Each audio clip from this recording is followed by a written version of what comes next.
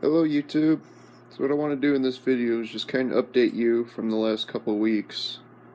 Just all the new tanks I got, and the fish, and the babies they've been having, and the shrimp, things like that. So here's the Parrot Platy tank again. As you can see, there's a lot more babies in there. There's some males in there that I'm going to have to call out because I don't like the way they look. But the tank's doing pretty good. The water sprite's growing like crazy. The Java moss, I just put some of that in. Babies galore, and should be a lot more babies soon. So all the females are pregnant, and most of the females I can see the pairs of eyes sticking out from the gravid mark. So I know they're about to be giving birth soon. But should have a lot of them, because it looks like all the females in here are pregnant. Like I said, I just have to call out some of those males. So down here is the cherry shrimp tank from Flip Aquatics, and everything was going good till about earlier this week. I did a water change and only measured the temperature of the water from the top of the bucket, and the bottom of the water in the bottom of the bucket was a lot colder. So after I'd poured out about half the water in the bucket, I put my hand under there and it was a lot colder. So I ended up killing about half my shrimp, but I'm hoping the deaths have stopped. What I might do is I might rejuvenate this tank with some of the cherry shrimp I got from my local fish store, since those are really good colors, and just start kind of working from there. But there are still some babies in there, and a couple females and a couple males left, so hopefully this colony will pick back up. Really stinks though, because in here we probably had about 8 females all release babies, and a bunch more were buried again. And me being an idiot, yep, I killed most of them. Wiped out pretty much my whole tank. But we'll rebuild from there. So I'd rather learn this now in the cherry shrimp tank than later on in the carbon rili tank after the tournament has started. So a little bit of a learning curve. Hope you guys learn from this as well. Make sure the water that you're putting into your tank is the same as the water in the tank. They seem to be a little sensitive with that. Now I have to show this tank off, because this tank, as of today, man, I don't even know which day it is. It's some day in May. Let's go as far as that. It's a Wednesday. So today I just got my carbon rilis from Flip Aquatics, and these guys are awesome. These are my favorite shrimp now. I love the colors in them. I love the blue and the black and the white. These are really cool shrimp.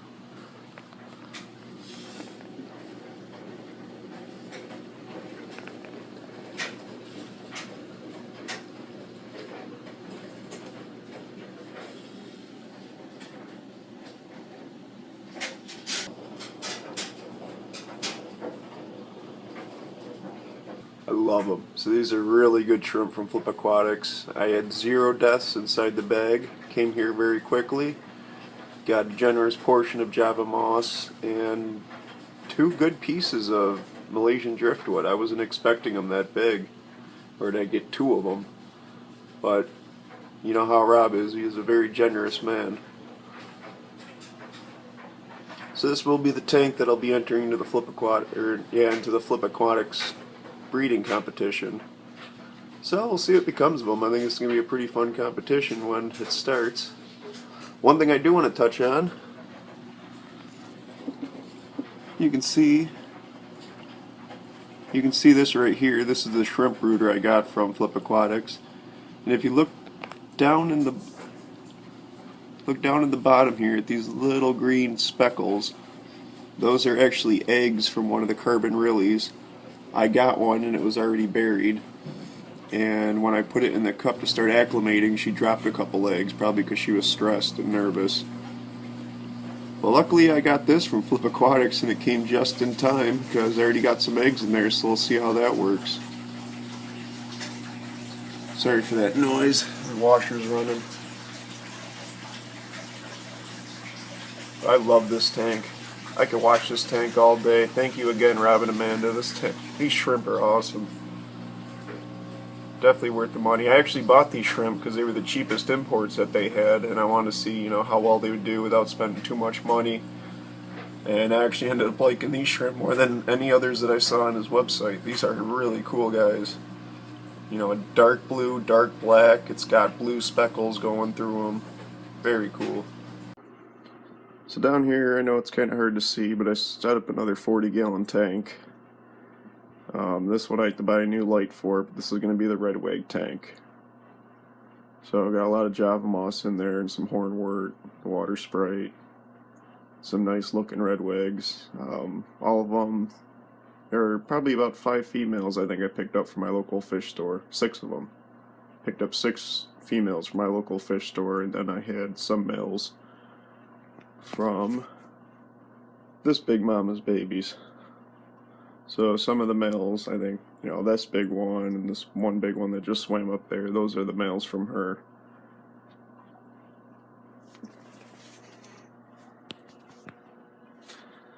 But this 40-gallon tank is on the stand design I'm trying out. It's not entirely there because this 20-gallon tank is going to be going widthwise, and there's going to be 3 of them. And the tanks are going to be stacked up a couple cinder blocks higher. But this is just kind of the general idea of what I'm attempting and working with. I have another 40-gallon tank sitting up here on this tabletop, just right now until I get the stand design how I want it, and then I'm going to start doing my fish room that way. This tank's holding the rainbow wags and growing some Java moss very well. I am thinking of restarting this colony though, because I can see some of the babies down here. They are not exactly how I want them. They're missing a lot of their wags, and that's the red. They're missing a lot of their wags, which is the black part, and that's because this one female crossed with a sunburst. But we do have some good looking children, and some of the other ones though we're going to have to call out and get rid of. I might actually start a new tank with some of these colors, because I do like some of them. Like I do like this guy here. He's got some good color definition in his scales and the translucent colors. And then I have some babies upstairs in my other 20-gallon tank that are a pretty cool color. They have like a silver front half with an orange back half. And then it looks like they got blue and green translucent colors going through the side. So I'm gonna hold on to those ones, and we'll start playing around with that. So down here's another 40-gallon tank I set up. And this one holds my orange Mickey Mouse platies. These guys I got from my one female upstairs, which is a gold Mickey Mouse platy with the orange saddle on it. And I believe she made it with the sunburst platy up in my 20-gallon tank when they were together. And these are the offspring. They actually came out pretty uniform. All the same color, real good Mickey Mouse patterns on the tail. You know, the satellites and the moon. And I got some cool features going through them, and that's where they have a darker orange lines running horizontally along the fish with the lighter orange background. So you'll see it in the next clip, because I just went out and bought a orange sailfin platy, Mickey Mouse platy, and she's in this tank. And what we got acclimating in this tank that I just picked up from my local fish store is an orange high fin platy. And the reason I picked her up is, if you can see right there, she has some darker orange lines going through her side. And that's a trait that I have in some females and males inside this tank. So I'm breeding for that trait of the darker red stripes going through the lighter orange body. And I want to add some high fin genes into this colony. So hopefully she'll serve the purpose, and her next children, get out of the way, and her next children will help start that. She is a good looking fish though. Yeah, she is a really good looking fish. Look how beautiful that side is. That's one of the traits I'm breeding for.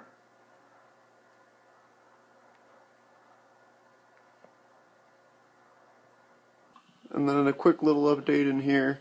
What I did is I angled my matin filter back. I angled the top back a little bit. The reason for this is I want the sunlight to hit more of this pad. Not the sunlight, but my tank light to hit more of the pad here. Start creating more algae. So hopefully that'll help kick the algae up and give them a real nice grazing area. So if you can see back here at the end of the aquarium, between the mat and filter and the aquarium, I'm growing duckweed back here, and this is for the purpose of some extra filtration and drawing out, harmful metals that could be in the water, because plants do that. They do pull out, heavier metals. They also help filter nitrates. But duckweed's one of those things where I don't like to have it in the rest of my tank. I just want it in this little area for the benefits of its filtration. Duckweed's very fast growing and does suck out a lot of nutrients and nitrates out of the water. Helps keep your water a lot cleaner. So if you have a mat and filter, maybe you could try this out too. Just start collecting the duckweed that was inside the other part of the tank and just put it on the opposite side with a mat and filter separating it. So not much going in this tank that I started in, except that I've split up a lot of the fish and have sold the rest of them. I'm just waiting for some of these to grow up and I'll either sell them or transfer them into their tanks.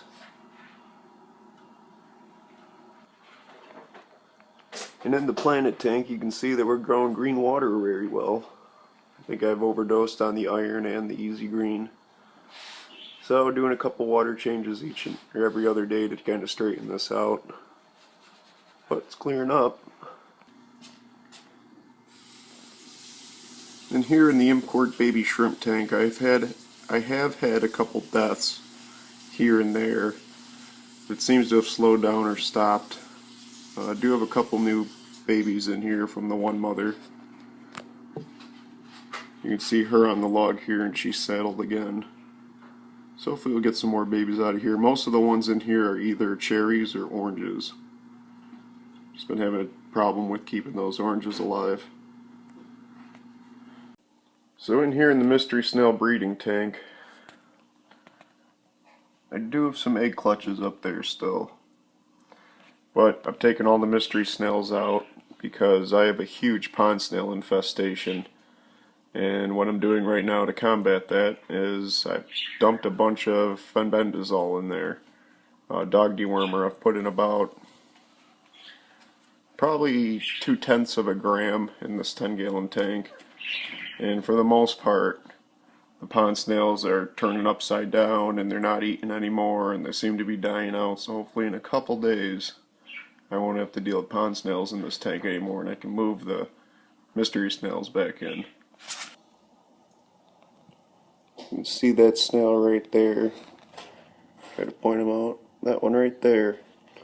He's upside down and kind of acting funny, so hopefully he's dying out like the rest of them. What, they all seem to be upside down right now, or they're dead and they're starting to fungus up. And then there's this tank, the pond snail culture tank. As you can see, there's pond snails everywhere, and so are their eggs. Literally everywhere. There's a piece of water sprite floating. As you can see, that's just covered as well as everything on the surface of the water. And that green clump just covered in eggs. Back of that hang-on filter, the part that's in the water, covered in eggs. Rocky Bell Beta's doing good. You'll see a new video coming out about the importance of pond snails. And I was using this tank as a demonstration because this glass was completely covered in this type of algae. And I couldn't even see the fish on the inside. Added 3 or 4 pond snails and in a couple days it was completely gone. It took about 3 days and all 4 sides of the glass were completely clean of algae. So be looking out for that video because I'm going to be getting that in soon. Now this tank in here has my wife's favorite fish and one of my favorite fish in it. She loves the female and I like the male in here. She's still a little stressed and is afraid to come out of hiding. You can see her hiding in the water sprite back here. And the male is hiding up there. They've been very squeamish since they got into this tank and I can't figure it out. I can't relieve that stress. If anyone has an idea how to relieve stress for a fish, please let me know. They're doing fine and they eat. They just don't want me around. As soon as I come in the room, they freak out no matter how much time I spend in here. They do not want me anywhere near this tank. Then there's this tank, the selective breeding tank. And you can see the babies in here. So actually I don't think I put out that update video. But I have a video of the moment that all these little babies were hatched, and there's probably about 60 of them in here. If you look very closely right there, there's a new batch of babies. And there's just as much, if not more, of these babies. So I'm not sure which mother these came from. I do know that, though, that the father is the father in the tank here, and that's the only male. We had a big baby boom in here. So this female here, this big maculatus, I have had her, man, I don't know, probably about 4 months now. And she has been as big as you see her now, and she has not given birth. These Platies that are in here, I do not believe they are hers. I believe it is that Variatus that just swam in front of the camera, and this other one to the side, I believe. I don't know, it's hard to say. Because I don't think those two little fish could have, 60 babies. But the babies that are in here do not look like the maculatus, even though she is ginormous. So I don't know what's going on with those females. Because these babies definitely look like... So I don't know what's going on with that big maculatus female, because these females in here definitely look like the Variatus ones, the smaller ones. But even though that maculatus may or may not have crossed with the male Variatus in the tank, it's hard to say, because she's definitely big and huge and pregnant. But I don't know if she's released fry. And we have 2 big drops of fry in here. And she's still just as big as ever. As you can see there's the male, the bright yellow one. And there's the female Variatus. And those babies in here look like her and this other one. But they don't look big enough to have dropped this many babies. This big maculatus in the back, she could drop that many babies. She is huge. Like, she is a good size of a body, but that gravid mark is massive. Sorry, she's running away from me. So I guess it'll be a mystery until these babies get bigger and we get to see what they look like. But if that female hasn't given birth yet, man, I hope she does, because she is big. She is really big. So here in this 20-gallon tub that's growing a lot of algae, this is just kind of like my tank that I have for the babies that I've called out or that I don't see features in that I like. A lot of these Platies are just way too light and pale in color. They do get pretty cool when they get a little older. I like the colors and the translucent colors on them, but as for right now, I'm just going to sell them back to the pet store little by little. So here's a little bit better of a shot, just so you could see how many babies are in here. And all these babies are just from one mother. So, as you can see, as that fish gets older, she can have a lot more babies. Now the bigger ones, of course, are from an earlier brood, but all these tiny little ones are from the same batch.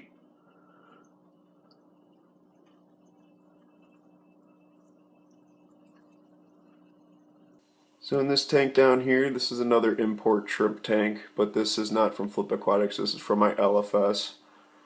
And I've had a couple more deaths, I think, but the deaths have seemed to stop in the past couple weeks. The problem is it seems that it's my pregnant females, a week or 2 after they were becoming buried, were just dying on me. And of course I didn't have the shrimp brooder from Flip Aquatics yet, so I couldn't save any of the eggs, which made me sick to my stomach. But I think we've been able to correct the dying in all these tanks. So I do believe I have found what was killing my shrimp in here. I am going to make a video on that, just because I think it's very important for anyone else who might be experiencing the same trouble. Basically, long story short, I was having die-offs of, my males, females, and my juveniles, but I was able to cut that out by adding more calcium into the water using Seachem Reef Complete. And shortly after that, it was only my females that were dying, and they were dying about a week or two after becoming buried. So I believe I've corrected that problem, and I'll make a video letting you guys know what I found out. Hopefully that'll help you guys if you're having the same problem. Just want to get a close-up on some of these babies here. I believe that most of these babies are from my black rose shrimp that I had in here. I believe that one did pass away, or both of those black roses passed away, which is pretty sad because they were really nice. But all the others seem to be cherries. There's a couple yellows, I think, one or two oranges. And I believe all my blue shrimp passed away, which is very sad because those were my favorite. So down here in this tank is a cross between this male twin bar, as you can see in the middle there with that nice bright orange saddle, and that other female Mickey Mouse Platy, the big one right here, who has a nice bright orange saddle. All we got are a pretty cool little design, and that's these long-eared looking Mickey Mouses. So it has that, the moon and the two satellites, but off those satellites you have the twin bar design. I gotta do a little research, see if that is out, but it's a pretty cool little fish that I don't think I've ever seen before, especially not in pet stores. So this is something that you guys at home could do if you were interested, and just take a Mickey Mouse Platy and cross it with a twin bar Platy. That's pretty much all you gotta do. But I have them down in this tank to kind of start the colony breed and just start making more of these guys because I think they're pretty cool and pretty fun. So give it a try, see if you guys like it. So I have looked into it, and I can't find any articles or anything else about, long-eared Mickey Mouses or Mickey Mouses crossed with a Comet Platy or a Twin Bar Platy. So as of right now, I haven't seen anyone else with it. So I think I'm going to call them Warrior Mouse Platies, just because that twin bar design on them likes to look like they got like a Mickey Mouse just put his Viking helmet on. So let me know what you guys think of it, or if you have any other ideas. Of course, this isn't like an official name for it. This is just kind of, a hobby name for it. So let me know what you think. Try it out for yourselves. Now today I just went out and bought a pond plant at my local fish store. This is Red Velvet Elvis, which is a type of Louisiana iris. Really cool flower. I think you guys should look up that plant, and if your local fish store has it, I would buy it, because that flower is going to look really cool. That's going to be going out in the ponds once the temperature warms up a little bit. A couple more things I picked up at my local fish store. Back in here is called Flowering Rush, I believe, and that's another pond plant. I'm just keeping it in my aquarium until I can transfer it outside and it warms up. So here's a little quick update in the redwig tank. The big mother has given birth again. So the problem is these guys are a little lighter than I want.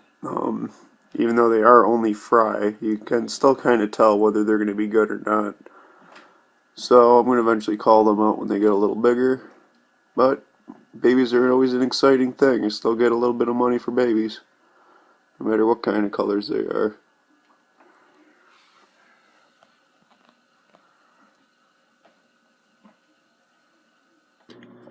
So I hope you guys enjoyed. Those are all my fish tanks and what's been going on here recently. Expect a new video coming out soon on Excel versus duckweed, because I think I found a good way to kill duckweed. And share this video, like it, subscribe if you want to, follow along. If you guys have any videos of platies or what you're trying out with your platies and in your tank, send me a video at theplatypen@gmail.com. I'm always interested to see what you guys are doing with your platies. And let me know if you see anything in my tanks that you could help me with. And if you send me a video, I'll try to do likewise. So thank you all. Pray that God blesses all your fish tanks and keeps everything multiplying. And Have a good day. God bless you all.